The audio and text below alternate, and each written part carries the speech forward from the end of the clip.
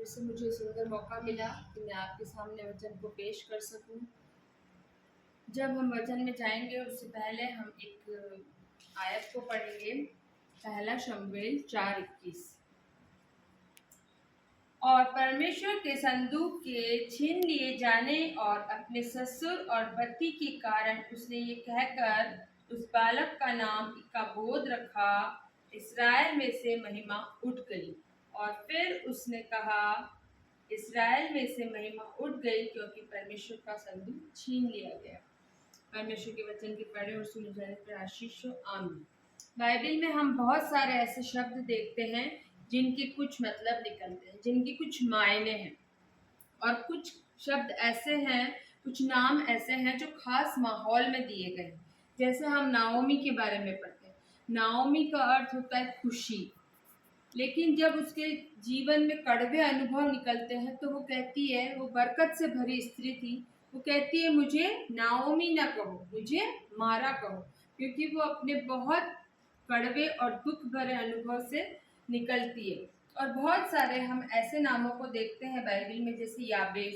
पहला इतिहास 4:10 के अंदर हम देखते हैं, याबेस ने इस्राएल के परमेश्वर को यह कहकर पुकारा, भला होता कि तू मुझे सचमुच आशीष देता और मेरा देश बढ़ता और तेरा हाथ मेरे साथ रहता और तू मुझे बुराई करने से ऐसे बचा रखता कि मैं उससे पीड़ित न होता। और जो कुछ उसने मांगा वह परमेश्वर ने उसे दिया। बहुत सारे ऐसे नाम हैं, ऐसे मीनिंग निकलते हैं उन अर्थों के। जब हम उन नामों को बुलाते हैं तो वो हमारे जीवन में कार्य करते हैं।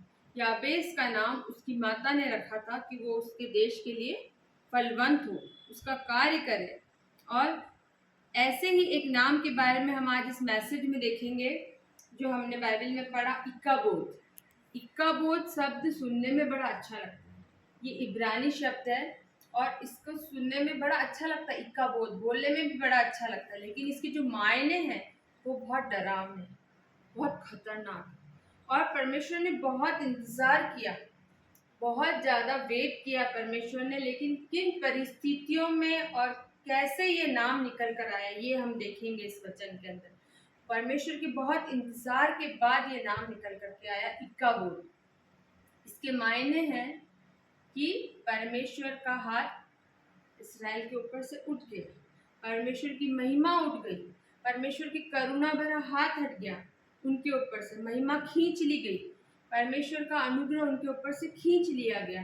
इस नाम का बड़ा दुखित होकर उसकी माता ने, जब उसकी युद्ध चल रहा था और वहाँ जो स्त्रियाँ थी उन्होंने उसको कहा, पिनहास की पत्नी को, ये पिनहास की विधवा है, जब वो बच्चे को जन्म रही थी उसको समाचार मिला था कि वो वाचा का संदूक छिन गया है, होप्नी पिनहास मर गए हैं और उसका ससुर एली भी मर गया। तो वो बड़ी दुखी थी।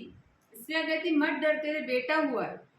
लेकिन वो कहती ये खुशी की बात नहीं है। वो उस दुख भरे अनुभव के अंदर अपने बेटे को नाम देती इक्काबोद। बड़ी कठिन परिस्थितियों के बाद में ये नाम निकल कर आया, इक्काबोद। उसकी एलियाजर की बहू ने ये नाम अपने बेटे को इस भयानक स्थिति में दिया जबकि युद्ध चल रहा है और वो बड़ी दुखी है और कड़वे अनुभव से निकल रही है।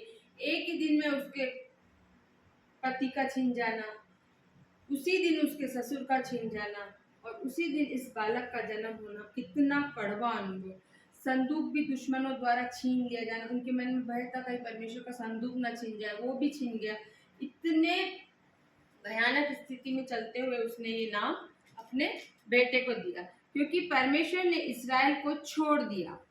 किन परिस्थितियों में पड़ा, ऐसे हालात क्यों पैदा हुए? क्योंकि परमेश्वर ने बहुत इंतजार किया था। परमेश्वर ने एली को 2 बार नबियों के द्वारा चिताया था कि तेरे बेटे गलत कर रहे हैं, तेरे बेटे गलत कर रहे हैं, लेकिन वो नहीं माने, बेटे नहीं माने और एली ने उन पर कुछ ध्यान नहीं दिया। 40 साल हो गए थे उसकी सेवकाई को। हम न्यायों की पुस्तक में भी पढ़ते हैं 21-25 में, उस समय लोग बेलगाम हो गए थे। न्यायों की किताब में हम देख सकते हैं 21-25 के अंदर, उस समय लोग बेलगाम हो गए थे। न्यायों की पुस्तक 21 का 25 में हम पढ़ते हैं,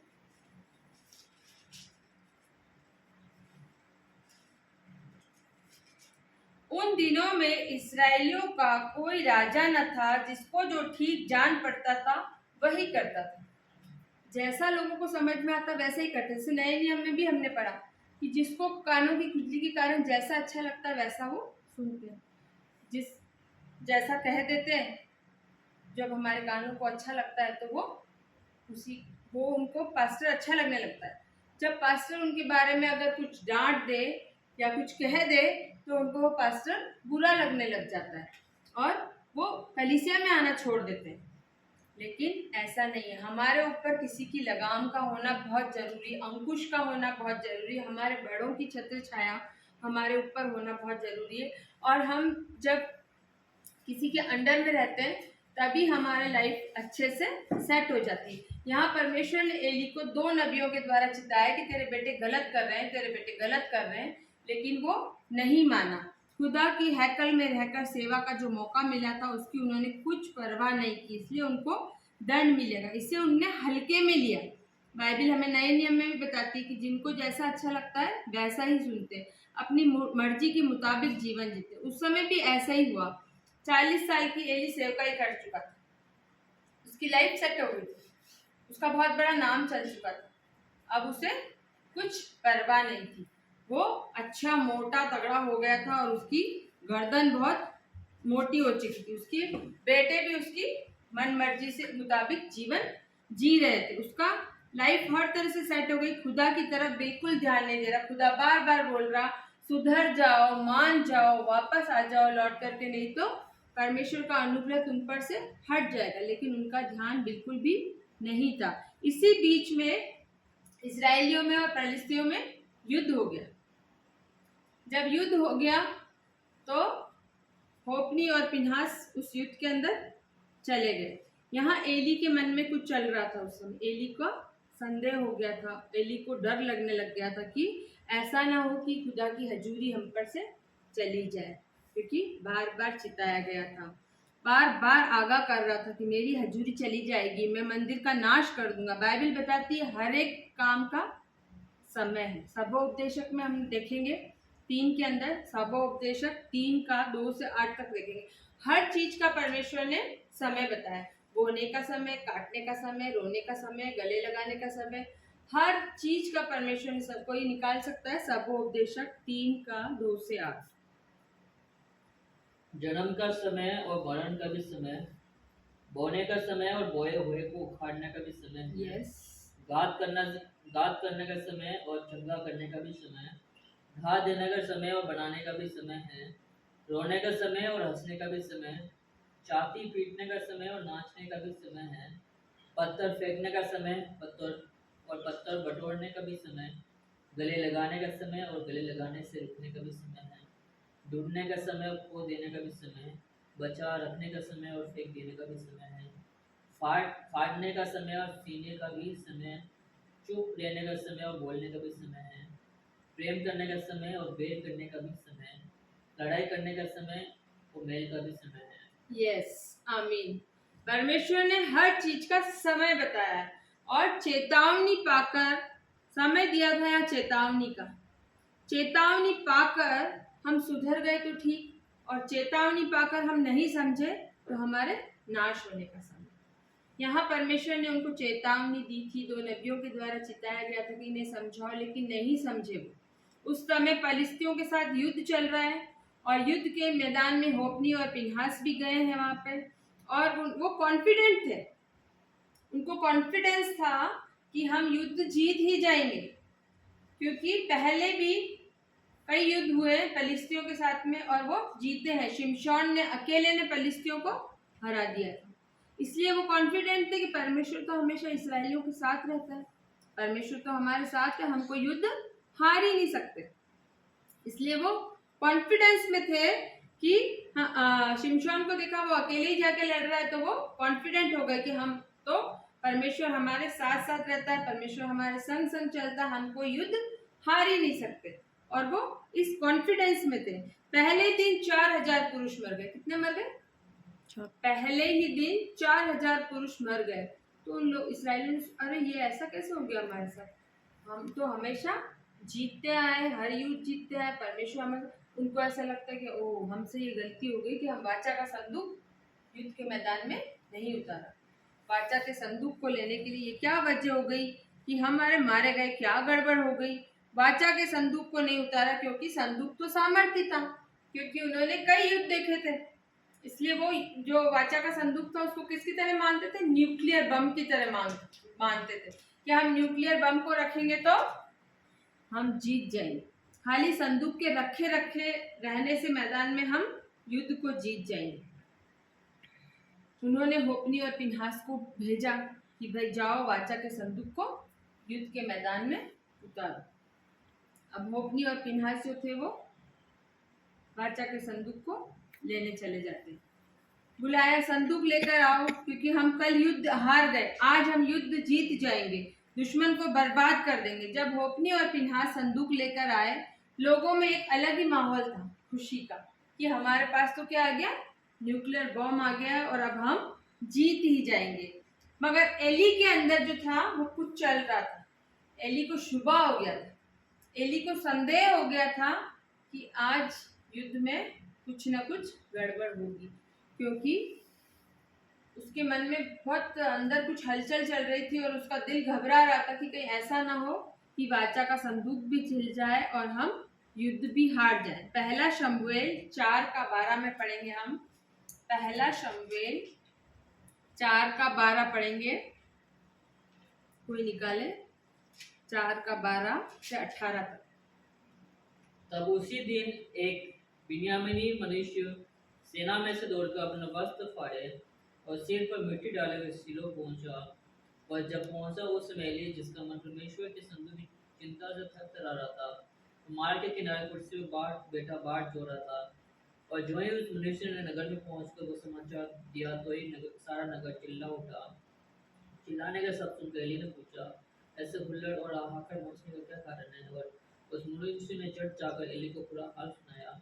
एली तो 98 वर्ष का था और उसकी आंखें धुंधली पड़ गई थी और उसे कुछ सूझता न था। उस मनुष्य ने एली से कहा, मैं वही हूँ जो सेना में से आया हूँ और मैं सेना से आज ही भाग कर आया हूँ। वह बोला, हे मेरे बेटे, क्या समाचार है?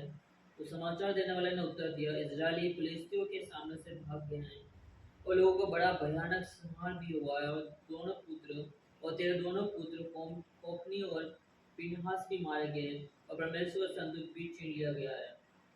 जब ही उसने परमेश्वर के संदूक का नाम लिया तो ही एली फाटक के पास कुर्सी पर से पछाड़ खाकर गिर पड़ा। बुढ़ा और भारी होने के कारण उसकी गर्दन टूट गई और मर गया।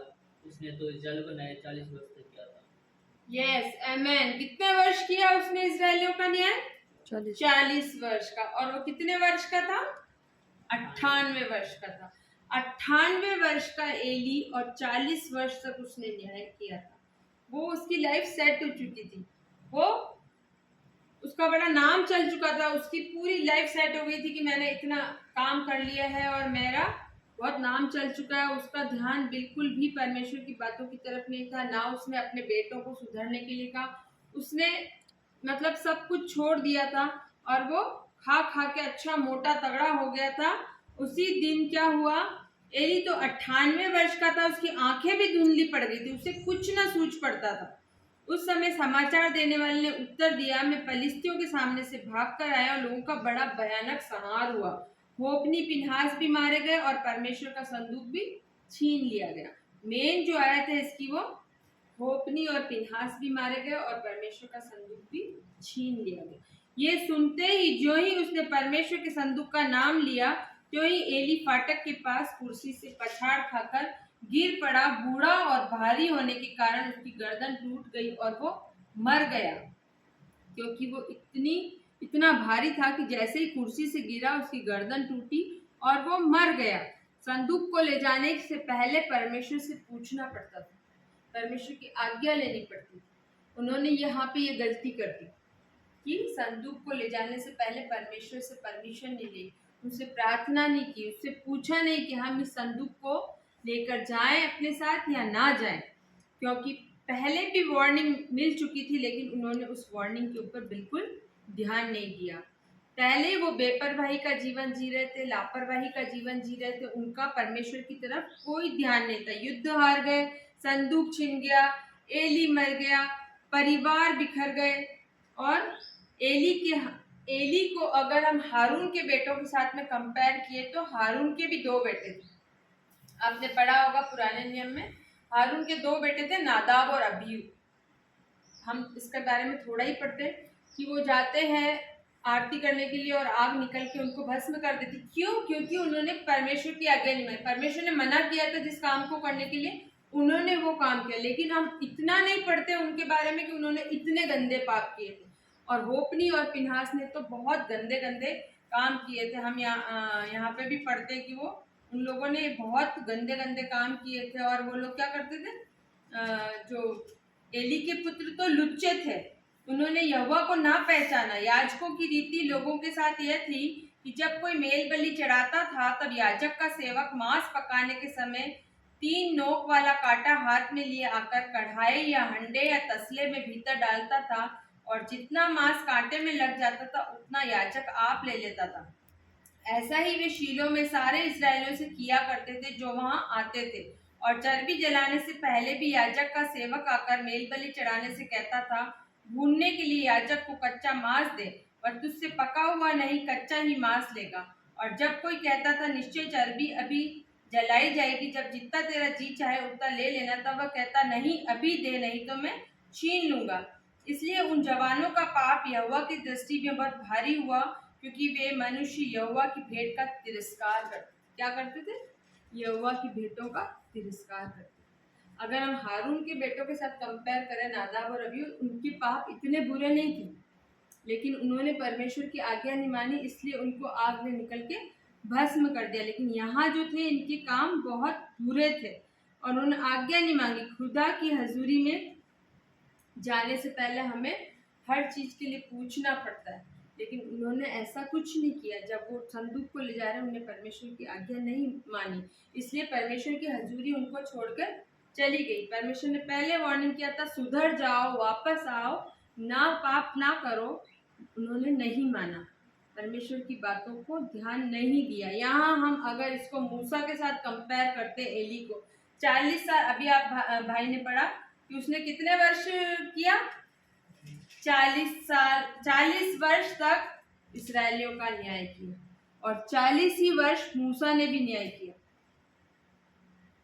और मूसा का बल और पौरुष कैसा था? जब वो मूसा बोलता था तो मूसा कितने वर्ष का था? 120 वर्ष। उसने 40 वर्ष न्याय किया। यहाँ हम इसको एली को देखें तो ये सिर्फ 98 वर्ष का ही है, इसने भी 40 वर्ष राज किया। और यहाँ पे मूसा को देखेंगे, 120 वर्ष की उम्र में वो ऐसा बोलता था कि जब वो बोलने के लिए खड़ा होता था 20 लाख इस्राएली सुनते थे, 20 लाख लोगों तक उसकी आवाज पहुंचती थी।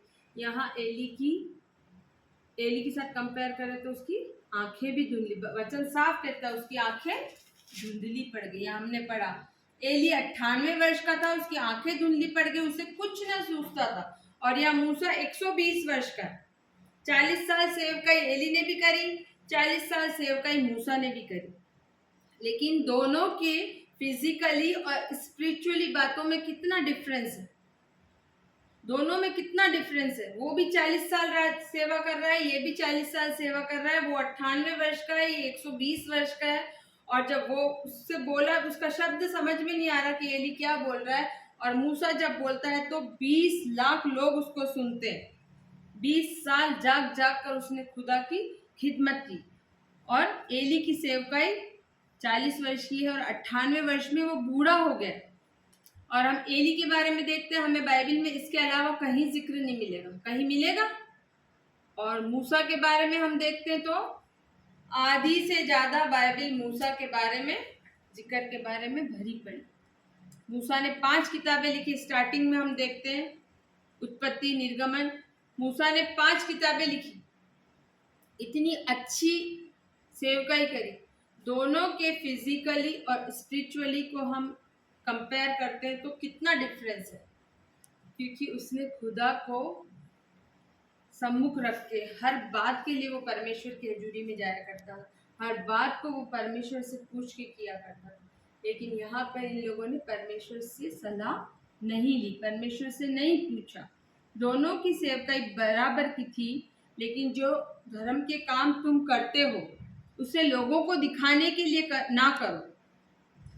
लोगों को दिखाने के लिए करोगे तो रिवॉर्ड भी आपको लोग ही देंगे, और परमेश्वर को दिखाने के लिए करोगे तो रिवॉर्ड आपको परमेश्वर देगा।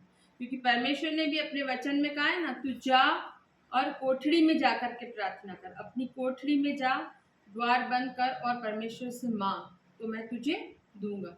हमें कुछ भी चाहिए तो हमें परमेश्वर के पास जाना। हमें लोगों से रिवॉर्ड पाने के लिए कि हम कितना अच्छा बोल सकते हैं, हम कितना अच्छा कर सकते हैं, लोगों को दिखाने के लिए कि उनकी तालियों की गड़गड़ाहट से हम खुश हो, नहीं।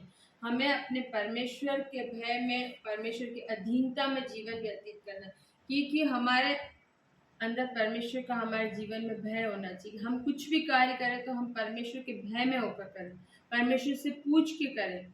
एक मसीह जीवन के लिए ज़रूरी है कि हम रोज़ाना सुबह उठ के परमेश्वर से बुद्धि मांगे और अपने जो भी कार्य करते हो परमेश्वर से पूछें उनके बारे में कि आप हमारे लिए, हम ये काम करने जा रहे हैं, आपकी इसमें रजामंदी है नहीं है। रात को जब हम बिस्तरों पे जाते हैं तो हमें परमेश्वर को धन्यवाद देना चाहिए कि आज का दिन आपने हमको दिखाया, उसके लिए धन्यवाद। और हमारे जो भी योजनाएं होती है उसे हमें प्रभु के सामने रखना है। जब हम प्रभु के सामने रखेंगे तो हमें प्रतिफल भी हमें प्रभु देगा। रिवॉर्ड हमें गॉड से मिलना है, प्रतिफल हमें प्रभु से मिलना है कि प्रभु हमारे को कितना अच्छा समझते हैं। एली की लाइफ में भी कुछ ऐसा ही देखने को मिलता है। उसके बारे में कहीं अच्छा जिक्र नहीं मिलता। उसकी आंखें धुंधली पड़ चुकी है, वो फिजिकली स्पिरिचुअली कमजोर हो चुका है, लेकिन मूसा फिजिकली और स्पिरिचुअली दोनों में स्ट्रांग था। खुदा की नज़र में वैल्यूबल हो, अगर हम खुदा की खिदमत पूरी सच्चाई ईमानदारी से करते हैं तो वो हमें ताकत देता है। प्रकाशित वाक्य 3:18 में देखेंगे, वो कहता है कि मेरे कलाम को सूरमा बना के आंखों में लगा लो। क्या कहता है वो? सूरमा बना। प्रकाशित वाक्य 3:18 के अंदर हम देखते हैं, इसलिए मैं तुझे सम्मति देता हूँ, आग में ताया हुआ सोना मुझसे मोल ले कि तू धनी हो जाए, और श्वेत वस्त्र ले ले पहनकर तुझे अपने नंगेपन की लज्जा न हो, और अपनी आंखों में लगाने के लिए सूरमा ले ले कि तू देखने लगे। परमेश्वर चाहता है कि हम उसके कलाम को अपने जीवन में, उसकी बातों को अपने आंखों में सूरमा बना के लगाएं, क्योंकि जब हम उसकी बातों को अपनी आंखों में सूरमा बना के लगाते हैं तो हमारे को सब चीज़ें अच्छी दिखाई देती है। और हम उसके वचन के अनुसार नहीं चलते, उसको अपने जीवन में नहीं उतारते, तो हमारे साथ में बहुत कुछ घटता रहता है। और हम उसके अकॉर्डिंग चलते तो हमारे जीवन में अच्छा ही अच्छा होता है। प्रकाशित वाक्य में देखा हमने, याकूब एक बार पिता के पास जाता है बरकत लेने के लिए। पिता की आंखें कमजोर हो गई, लेकिन मन में कुछ शुबा हो जाता है। बोलता है कि शरीर तो ऐसा वैसा जान पड़ता है, लेकिन बोल याकूब सा लग रहा है। उसको, पिता को मन में शुबा तो हो जाता है, गलत फहमी में बरकत दे देता है, लेकिन हमारा खुदा ऐसा नहीं। वो गलत फहमी में भी हमारी बरकतें किसी को नहीं देगा, वो हमारी बरकत हमको ही देगा, क्योंकि वो हमारा पिता है, वो जानता है, वो गलती नहीं करता, वो हमारे साथ साथ रहता है। अंत में हम एक और आयत पढ़ेंगे, भजन संहिता 112 का 7। भजन संहिता 112 का 7।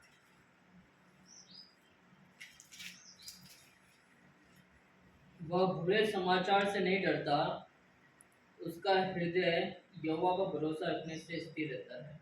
यस, आमीन। वो बुरे समाचार से नहीं डरता, उसका हृदय यहोवा पर भरोसा रखने से स्थिर रहता है।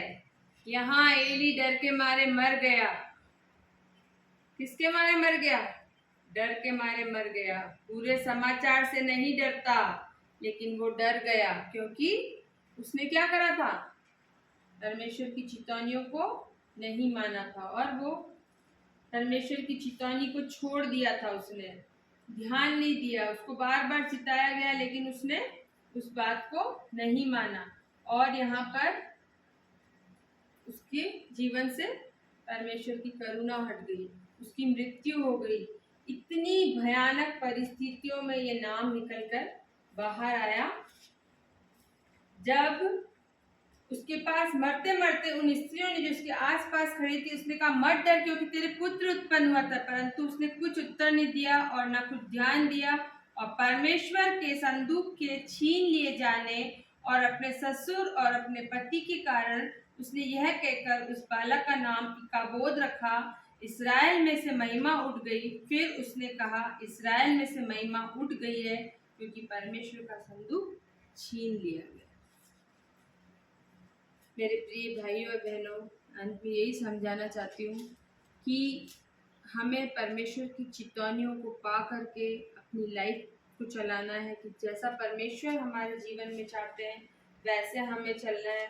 जब परमेश्वर हमें किसी नबियों के द्वारा, अपने दूतों के द्वारा, स्वप्न के द्वारा, दर्शन में हमें चिताते हैं कि हमें ये काम नहीं करना है, तो हमें वो काम नहीं करना चाहिए और अपने जीवन को परमेश्वर के अधीनता में होकर के चलना चाहिए।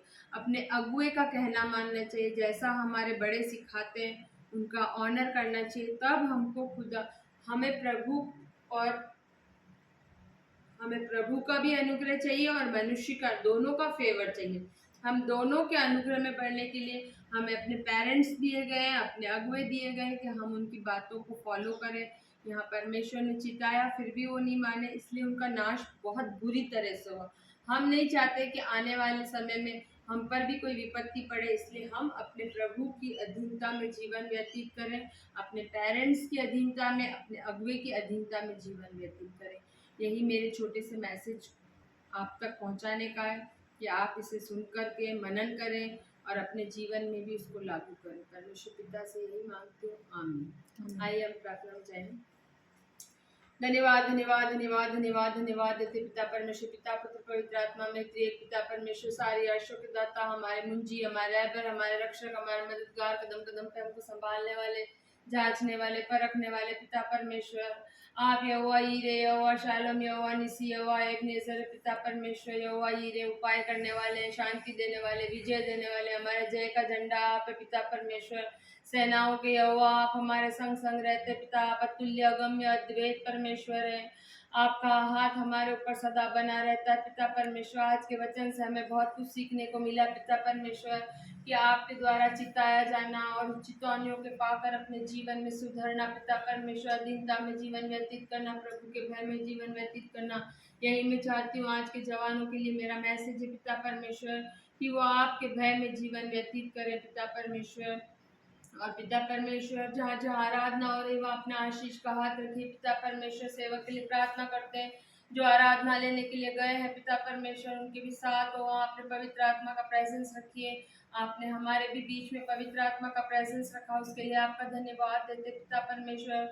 मंडली के सारे लोगों के लिए आपसे प्रार्थना करते हैं, कलीसिया के सारे बच्चे बूढ़े जवानों को आपके हाथ में सौंपते, अपने परिवार को, अपने घर के छोटे बच्चों को, सबको आपके हाथों में सौंपते पिता परमेश्वर। और विशेष प्रार्थना करते पिता परमेश्वर माइकल अंकल के लिए जो आज प्रभु में सो गए पिता परमेश्वर। आप पिता परमेश्वर उनको अपनी गोद में जगह देंगे पिता परमेश्वर।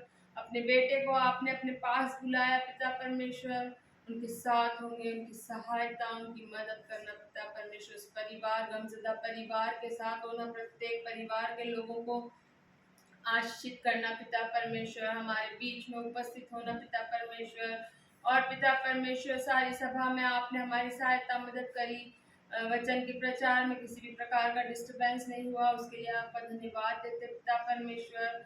जब हम अपने अपने कार्यों में जाते हैं, अपने घर के कार्यों में लगते पिता परमेश्वर, आप हमारे साथ होना, हमारे रहबर, हमारे मददगार बनना पिता परमेश्वर। आज की आराधना को आपने अच्छे से संपन्न किया, उसके लिए धन्यवाद देते पिता परमेश्वर। प्रत्येक को नाम बनाम आशीष दे, जो आए उन्हें भी आशीष दे, जो नहीं आए उन्हें भी आप आशीषित कीजिए पिता परमेश्वर। और पिता परमेश्वर सारी आराधना को आपके हाथों में सौंपती हूँ, प्रत्येक पासवान को आपके हाथों में सौंपती हूँ पिता परमेश्वर। ज़्यादा मांगा हो तो माफ़ कर, मांगने से रहेगा तो अपने घने खजाने से बच, क्योंकि हमारे मांगने से पहले आप जानते हैं हमें किन चीज़ों की आवश्यकता होता है, से देते हैं। मांगते मसीह यीशु नासरी के नाम से सुनो, स्वीकार करो।